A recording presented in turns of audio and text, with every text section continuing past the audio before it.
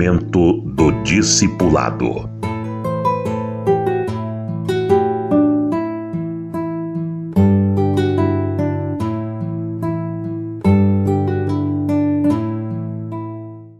Ensinando ao discípulo o significado do silêncio de Deus. Quando eu me tornei pentecostal, eu me habituei, eu me viciei em uma coisa, em sempre querer uma profecia, uma palavra de Deus. E isso é difícil de mudar. Se eu ficar uma semana sem ouvir Deus falar qualquer coisa comigo e sem ouvir Deus me dar uma revelação, eu confesso que eu fico muito angustiado, se passar uma semana que seja. E eu lembro do Abraão, que passou 15 anos sem ter outra revelação de Deus, ele se apoiou pela fé na revelação que Deus já tinha dado. Alguém pergunta, mas e a Bíblia não é suficiente? Deus me fala todos os dias na Bíblia e eu também me acostumei. Eu não posso passar um dia sem ler a Bíblia, de várias maneiras, lendo seguidamente para avivar o assunto na minha mente, lendo devocionalmente, buscando respostas para mim, orientação de Deus para mim, lendo, estudando determinados assuntos, lendo para preparar as mensagens e lendo também buscando na palavra de Deus revelação específica. Leio de muitas maneiras, eu me apego à palavra de Deus, eu não posso ficar um dia sem contato muito intenso com a Bíblia, e Deus fala comigo. Mas, além disso, eu preciso dos dons espirituais, avivá-los com línguas estranhas, principalmente quando eu estou muito cansado, pressionado, meio abatido. Então, vou para um canto, vou desabafando com Deus em línguas estranhas e esperando uma palavra profética, uma revelação de Deus. Eu me acostumei em ouvir a palavra de Deus, sempre em conversar com Deus e, pois é, de vez em quando eu dou lugar a um pecado ou coisa parecida, às vezes Deus fica algum tempo sem ter uma revelação específica para mim e aquilo me incomoda bastante, É a minha situação, mas o cristão, de modo geral, não pode ficar sem se alimentar espiritualmente. A leitura da Bíblia tem que ser feita todos os dias. Por isso, nós estabelecemos como prioridade, coisa muito importante no nosso meio, na comunidade, que todos leiam a Bíblia todos os dias.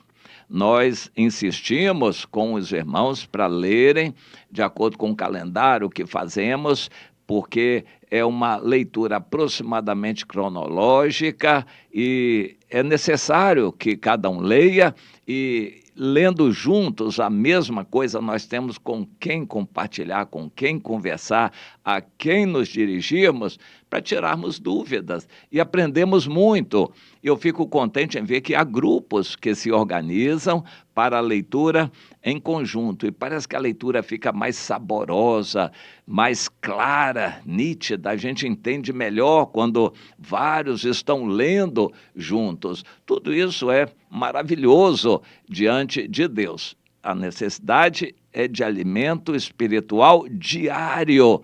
Nós precisamos desse alimento diário e insistimos com todos que leiam.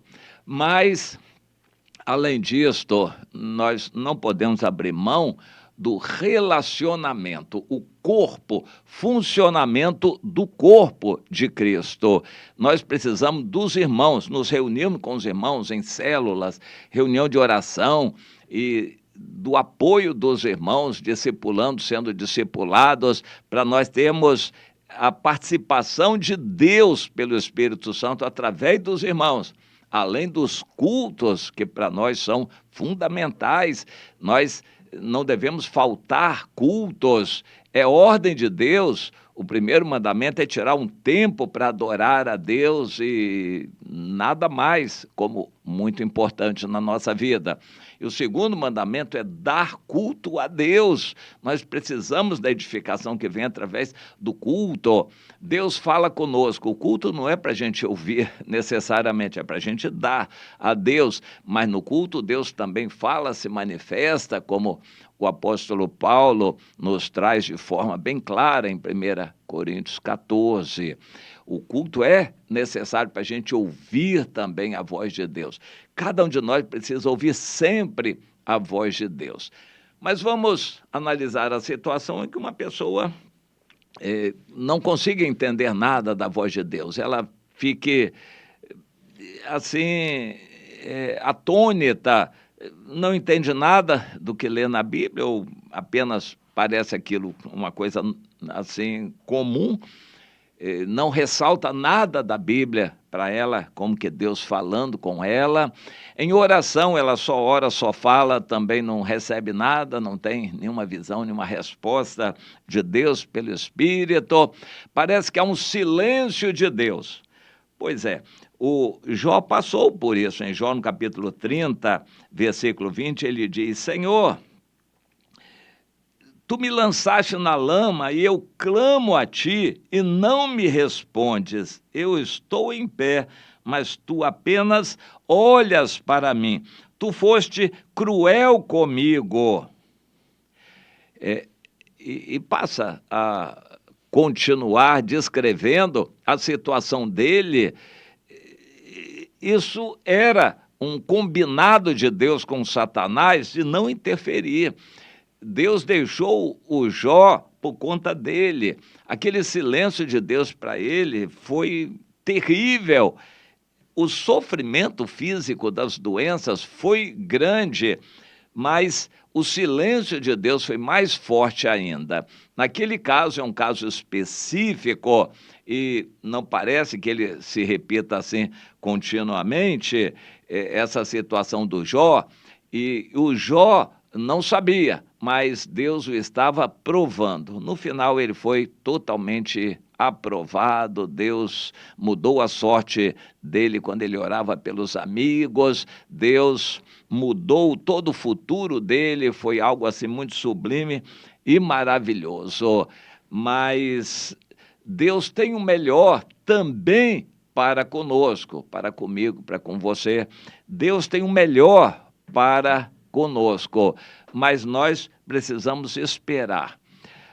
De vez em quando Deus faz o silêncio para provar a nossa fé. Não é que estejamos em pecado ou que estejamos de uma forma condenada, que Deus então nos dá um gelo, Deus fica de longe porque a gente não merece. Não, não é isso. Deus está provando a nossa fé.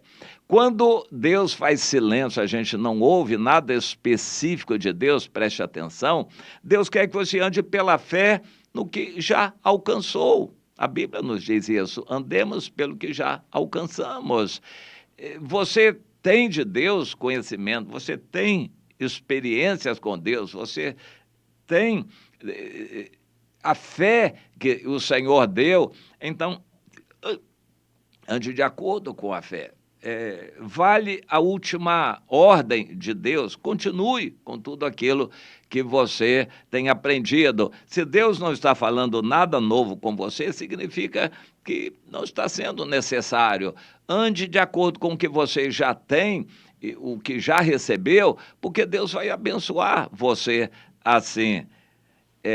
Este é um aspecto do significado do silêncio de Deus. Provar a sua fé com obediência, mesmo sem que haja revelações novas. Um outro aspecto é o contrário, quando há pecados. E quando você peca, Isaías 59, 1 e 2 diz que Deus está afastado de você. O pecado cortou relações entre você e Deus. Então é silêncio mesmo. E até que você se incomode com o pecado, o Espírito Santo que está dentro de você não vai ficar revelando coisas novas, ele só vai dar convicção de pecado para que você se arrependa. Muitas vezes o silêncio de Deus é por causa do seu pecado e você tem que correr para se consertar desse pecado, para voltar à comunhão com Deus. Davi fala bem claro neste assunto, no Salmo 32. Enquanto calei os meus pecados, os ossos se envelheceram. Enfim, ele vai descrevendo com palavras muito bonitas a situação de alguém que está em pecado e não se consertou ainda.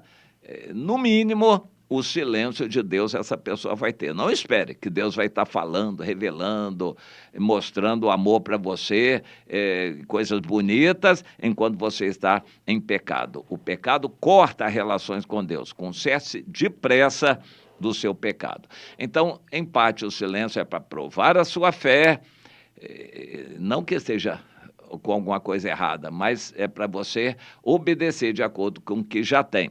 Em outras situações, é por causa do pecado e precisa consertar o pecado tão logo, porque se morrer em pecado é condenação na certa. E a outra situação do Jó, que Deus estava provando com o silêncio dele, uma situação que Deus avalia se a gente tem condições de suportar, mas que Deus nos ajude a entender isto e ensinemos as pessoas. Deus não precisa estar falando o dia todo para a gente se conformar com aquilo. Há momentos em que, como que Deus diz, está tudo bem, continue o que você já está fazendo, continue servindo a Deus, trabalhando para o Senhor, amando os seus irmãos, continue. Deus está querendo que você continue, não fique naquela ânsia de querer ouvir uma profecia, ter uma revelação nova ou que Deus fale alguma coisa, não, acalente essa ânsia e, no entanto, continue. Deus quer que você continue pela fé e confiando nos ensinamentos que você já tem recebido da palavra do Senhor. E passe isso para os novos, ensine que eles precisam ter momentos assim, que aparentemente parecerão que Deus se afastou. Deus não se afastou nunca, se afasta daquele que se entrega a Ele. Creia nisto.